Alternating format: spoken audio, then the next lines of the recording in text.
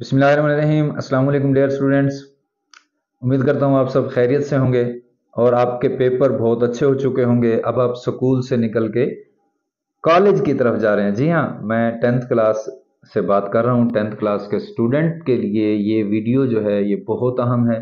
पूरी तवज्जो से आपने इस वीडियो को देखना है और एक एक चीज़ को आपने नोट करना है। तो जी सबसे पहली चीज़ तो ये होती है स्टूडेंट्स के लिए कि वो मैट्रिक के बाद क्या करें, क्योंकि बहुत ज़्यादा शोबे होते हैं, बहुत ज़्यादा बुक्स होती हैं, किताबें होती हैं, तो समझ नहीं आ रहा होता कि कौन सी चीज़ हमारे लिए अहम है या ज़रूरी है या मैं वो चीज़ कर सकता हूँ। हमारे यहाँ मसला होता है भेड़ चाल का। एक इंतहाई ज़हीन स्टूडेंट होता है, वो भी एफएससी मेडिकल कर रहा होता है, और एक निकम्मा होता है जिसको लिखना तक नहीं आता, वो भी प्री मेडिकल में होता है। यानी हमारे यहाँ समझ नहीं आता कि हो क्या रहा है। तालीम का वैसे ही निज़ाम सही नहीं है, आगे कोई सहूलियात नहीं है स्टूडेंट्स के लिए, आगे मज़ीद मौक़े नहीं है। ऐसा वक्त का ज़िया हो रहा है और उसके साथ पैसे का भी ज़िया हो रहा है, जिसका कोई आउटपुट नहीं है। इनपुट तो है, वक्त भी लगाया जा रहा है, पैसा भी लगाया जा रहा है, लेकिन उसका कोई आउटपुट नहीं है। तो बहरहाल आपने ये चीज अपने जहन में रखनी है कि आपको क्या करना चाहिए या आप क्या कर सकते हैं।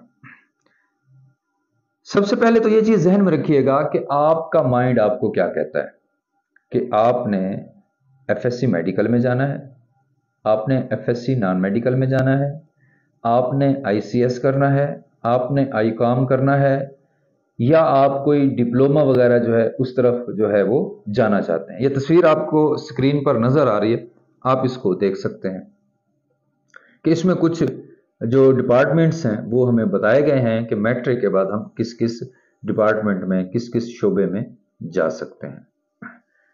मजीद आगे बढ़ते हैं और इन चीज़ों की थोड़ी सी वजाहत देख लेते हैं, थोड़ा सा मजीद अच्छे तरीके से इन चीज़ों को समझ लेते हैं कि नेक्स्ट जो हमारे पास है जी वो है एफएससी प्री मेडिकल।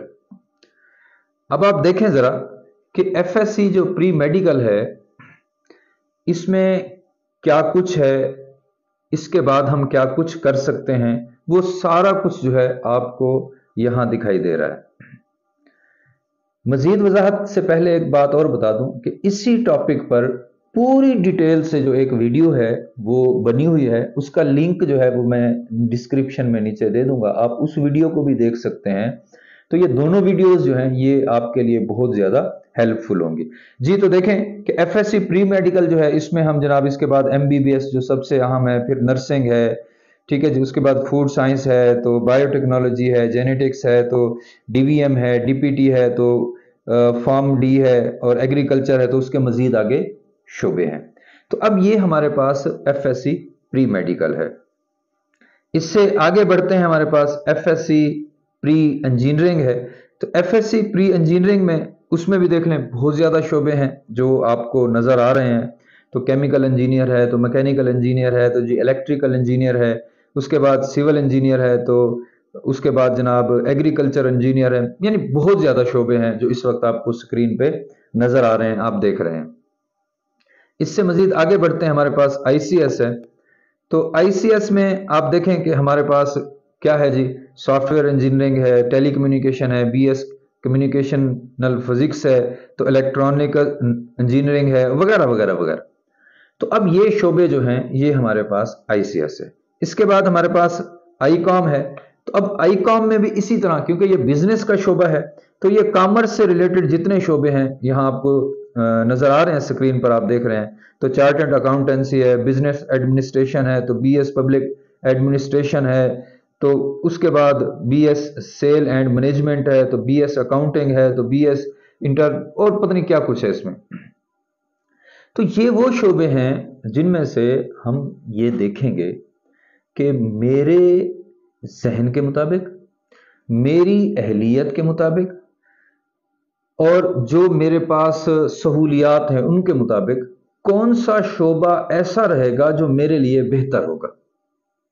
क्योंकि सिर्फ एक चीज को नहीं देख लेना कि जी मैं जनाब डॉक्टर बनूंगा, تو ڈاکٹر بننے کے لیے کیا آپ کے پاس آگے کے اخراجات ہیں، یا آپ میرٹ پہ آئیں گے، یا آپ سیلف پہ کریں گے، اور اس کے بعد کیا ہوگا، یہ ساری چیزیں ذہن میں ہیں۔ تو آپ نے یہ سب چیزیں دیکھ لینی ہے، آپ نے اپنی اہلیت دیکھنی ہے، آپ نے اپنی سہولیات دیکھنی ہے، آپ نے یہ دیکھنا ہے کہ میرے لیے کون سی چیز بیسٹ ہے تو مجھے وہ کرنی چاہیے۔ ایک دفعہ پھر کہہ رہا ہوں کہ اس سے پہلے اسی ٹاپک پر ایک اور ویڈیو جو کہ بہت زیادہ تفصیل کے ساتھ، جس میں سارے سبجیکٹس دیے گئے ہیں، یعنی ایف ایس سی میڈیکل میں کون سے سبجیکٹ ہیں، تو نان میڈیکل میں کون سے ہیں، تو جناب آئی سی ایس میں کون کون سے رکھے جا سکتے ہیں، تو اس میں ایف اے میں کون کون سے رکھے جا سکتے ہیں، اور کافی سارے جو ہے وہ پوری ڈیٹیل ہے، میں اس کا لنک ڈسکرپشن میں دے دوں گا، آپ اس ویڈیو کو لازمی دیکھیے گا۔ اس سے پہلے ایک اور بات کہ ہم مزید آگے بڑھیں، اگر ابھی تک آپ نے ہمارے چینل کو سبسکرائب نہیں کیا تو جی ہاں، چینل کو سبسکرائب کر لیجئے، بیل آئیکن کو لازمی کلک کیجئے گا تاکہ آنے والی ہر ویڈیو کی اطلاع آپ کو ملتی رہے۔ ہمارے اس ویڈیو کو لائک کیجئے گا، اپنے فرینڈز کے ساتھ شیئر کیجئے گا تاکہ زیادہ سے زیادہ اسٹوڈنٹس اس سے فائدہ اٹھا سکیں۔ اسٹوڈنٹس، یہ تو تھا ہمارا شعبے کے حوالے سے کہ ہم نے میٹرک کے بعد کس شعبے کو اختیار کرنا ہے، کس فیلڈ میں جانا ہے، اپنی صلاحیت کو دیکھنا ہے، وغیرہ وغیرہ وغیرہ۔ اب جو میں بات کر رہا ہوں یہ بات آپ لوگوں کے لیے بہت اہم ہے، بلکہ بہت ہی زیادہ اہم ہے۔ آپ نے اس بات کو نوٹ کرنا ہے اور پوری توجہ سے اس بات کو سمجھنا ہے کہ آپ نے ایڈمیشن کہاں لینا ہے۔ ایڈمیشن، کیونکہ ہمارے ہاں اکثر اسٹوڈنٹس وہ پرائیویٹ سیکٹر کی طرف موو کرتے ہیں، کیونکہ جی وہاں تیاری اچھی ہوتی ہے، وہاں سے بچے ڈاکٹرز بن رہے ہوتے ہیں، تو انجینئر بن رہے ہوتے ہیں، تو وغیرہ وغیرہ وغیرہ۔ تو ایک بات ذہن میں رکھیے گا، آپ کسی پرائیویٹ سکول میں جائیں یا کوئی پیف والا ادارہ، جی ہاں آج کل جو پیف کے ادارے والے ہیں انہوں نے اپنے ہی ادارے میں کلاسوں کو جو ہے وہ پروموٹ کر دیتے ہیں آگے کلاسز کو، تو بچے پھر وہیں کے وہیں رہ جاتے ہیں۔ تو یا یہ ماحول ہو یا آپ گورنمنٹ میں جائیں، تو وہاں جا کے آپ نے سب سے پہلے جو ہے وہ جو چیز دیکھنی ہوتی ہے وہ ماحول ہے کہ تعلیمی لحاظ سے کیا اس ادارے کا جو ماحول ہے وہ سازگار ہے یا نہیں ہے، پہلی بات۔ دوسری بات آپ نے یہ دیکھنی ہے کہ وہاں جو ٹیچرز پڑھا رہے ہیں وہ کتنے عرصے سے اس شعبے سے وابستہ ہیں، ان کا تجربہ کتنا ہے، اور اس کے بعد وہ اس ادارے میں کتنے عرصے سے پڑھا رہے ہیں۔ یہ بھی ایک چیز ہوتی ہے، کیونکہ ایک ٹیچر جو نیا ہو، جس کو پڑھانے کا تجربہ نہ ہو، یا وہ سیشن ٹو سیشن جو ہے ادارے چینج کرتے ہوں، یا ٹیچر ادارے کو چینج کرتا ہو، یا ادارہ ٹیچرز کو چینج کرتا ہو، دونوں لحاظ سے جو ہے اسٹوڈنٹس کا نقصان ہے، کیونکہ نئے ٹیچر کو ادارے میں ایڈجسٹ ہونے میں ٹائم لگے گا۔ جو نیا ٹیچر ہوتا ہے جس کا زیادہ تجربہ نہیں ہوتا، اس کو اپنا تجربہ گین کرنے میں وقت لگے گا، اور اس میں آپ کا وقت ضائع ہو جائے گا۔ یہ دو باتیں ہیں۔ تیسری بات یہ ہے کہ وہ ادارہ وہ آپ کی تعلیم پر فوکس کرتا ہے یا جو ادر ایکٹیویٹیز ہوتی ہیں ان میں بچوں کو مصروف رکھا جاتا ہے اور وقت جو ہے ان کا برباد کر دیا جاتا ہے۔ یہ ساری جو معلومات ہیں تینوں کی تینوں، یہ آپ وہاں پڑھنے والے جو بچے ہیں جو پہلے سے وہاں پڑھ رہے ہیں ان میں سے کسی سے رابطہ کریں، ایک سے نہیں، 2-4 بچوں سے رابطہ کریں اور ان سے اس چیز کے بارے میں پوچھیں، کیونکہ ہو سکتا ہے آپ کسی ایک بچے سے پوچھیں اور وہ ادارے اور سکول کے خلاف ہو تو وہ آپ کو غلط بیانی کرے گا، یا آپ نے جس بچے سے پوچھا وہ ادارے اور ٹیچرز کا خیر خواہ ہے تو وہ اچھی باتیں بتائے گا۔ تو اس لیے کئی اسٹوڈنٹس سے پوچھیں، پھر فیصلہ کریں کہ یہ ادارہ آپ کے لیے صحیح رہے گا یا نہیں رہے گا۔ اس بات کو آپ نے اپنے ذہن میں رکھنا ہے۔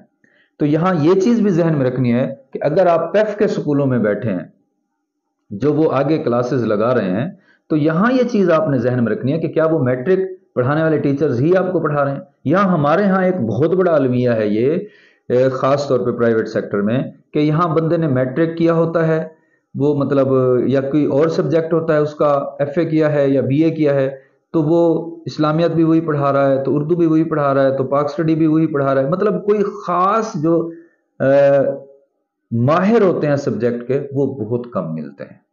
تو ان ساری چیزوں کو اگر آپ نے اپنی زندگی میں آگے بڑھنا ہے، اپنے مقصد کو حاصل کرنا ہے، تو ان چھوٹی چھوٹی باتوں پہ آپ نے اپنے بہت زیادہ غور کرنا ہے اور ان چیزوں کو اپنے ذہن میں رکھنا ہے۔ اللہ تعالیٰ سے دعا ہے کہ اللہ تعالیٰ آپ کو دین و دنیا کی بھلائیاں عطا فرمائے، اور جو ایک سٹیج آئی ہے اگلی آپ کی، یہ آپ کے لیے آسانیاں ہوں۔ انشاءاللہ نیکسٹ ویڈیو میں آپ سے ملاقات ہوگی۔ السلام علیکم ورحمۃ اللہ۔